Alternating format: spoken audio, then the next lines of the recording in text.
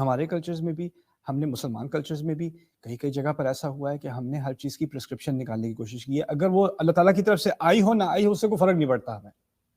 کبھی میرے نبی نے کوئی ایسی بات نہیں کی ہوگی کسی چیز کے بارے میں، یا کبھی کسی اللہ تعالیٰ نے اس کے بارے میں کوئی بات نہیں کی، لیکن مجھے خاص چاہیے. اچھا جی، اگر میرا ایگزام ہو رہا ہے، مجھے بڑی سٹریس ہو رہی ہے، تو میں کون سی دعا کروں، کتنی دفعہ کروں، کس وقت کروں، کہاں پھونک ماروں، اور اس کے بعد کیا پھر کتنا سکور آئے گا میرا. کسی اور کا مسئلہ، میری موٹر سائیکل خراب ہو رہی ہے، کون سی آیت پڑھوں، کس کا کیا ورد کروں. اور اس کو بھی ایک انڈسٹری بنا لیتے ہیں لوگ، اچھا پہلے فیس بھرو پھر میں پرسکرپشن دوں گا، جیسے فارماسیوٹیکل انڈسٹری میں ہوتا ہے. تو یہاں پر جو ابراہیم علیہ السلام نے کہا نا ارینا مناسکنا، اس سے ہمارا دین اتنا پاک ہو گیا اور اتنا آسان ہو گیا. آپ کیوں سوچ رہے ہو، آپ کیوں اپنی زندگی مشکل کر رہے ہو سمجھنے میں کہ مجھے کوئی خاص ایسا کلام چاہیے جو اگر مجھے نہیں پتا ہوگا تو اللہ بات ہی نہیں مانے گا. اس کو تو جب تک کوئی خاص طریقے سے نہ پکارو اور یہ پرسکرپشن پوری نہ کرو، ایک خاص منسک کے ذریعے سے اس کو نہ پکارو، تو اس نے کیوں سننی ہے میری دعا. تو مجھے آج تک، میں 20 سال سے قرآن پڑھا رہا ہوں، مجھے سب سے کامن کوشچنس پتہ کیا آتے ہیں. میری وائف جو ہے وہ پریگننٹ ہیں، کون سی دعا پڑھیں کہ پریگننسی آسان ہو جائے. ہم گھر لینے والے ہیں، کون سی دعا پڑھیں کہ گھر میں کوئی مشکلیں نہ آئیں. شادی ہونے والی ہے، کون سی دعا پڑھیں، کیا کریں. یا یہ مسئلہ ہوا ہے، کون سی دعا پڑھیں. دیکھیں کچھ چیزوں کے لیے دعائیں نبی نے بتائی ہیں علیہ الصلوۃ والسلام. گھر میں داخل ہونے کی دعا بتائی ہے، کوئی بیمار ہو جائے اس کی دعا بتائی ہے. ٹھیک ہے، وہ مسنون ہیں، دعائیں ہیں، ثابت ہیں، اور ان کا استعمال کرنا چاہیے. لیکن اس کے آگے جا کر اگر آپ اپنی طرف سے گھڑنا شروع کر دیں گے نا، تو یہ آپ کی غلطی ہے. ایک دفعہ دوست تھا میرا، پاکستان سے نیا آیا تھا، وہ نیو یارک میں جب میں کالج میں تھا، تو ہم گاڑی میں جا رہے تھے، تو پولیس والوں نے روک لیا. وہ ڈرائیو کر رہا تھا تو وہ بہت گھبرا گیا. تو اس نے فوراً اپنے بٹوے میں سے کاغذ نکالا اور وہ ایسے ایسے پڑھ رہا ہے. اس وقت مجھے قرآن آتا بھی نہیں تھا، مجھے قرآن ایسے ایسے پڑھ رہا ہے کہ کیا پڑھ رہے ہو. کہتا ہے یہ پڑھ کے مشکلیں دور ہو جاتی ہیں. میں نے کہا کیا ہے یہ؟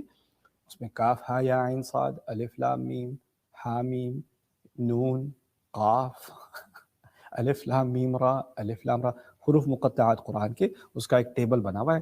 وہ ایسے ایسے پڑھے گا تو پولیس والا آ کے ٹکٹ دینے کے بجائے آپ کو پھول دے کے چلا جائے گا، آپ کو لڈو بانٹ کے چلا جائے گا. اس کے دماغ میں یہ کانسیپٹ تھا. یہ کہاں سے آیا؟ یہ کس نے یہ ریچولز بنائے، کس نے یہ سروسز شروع کی.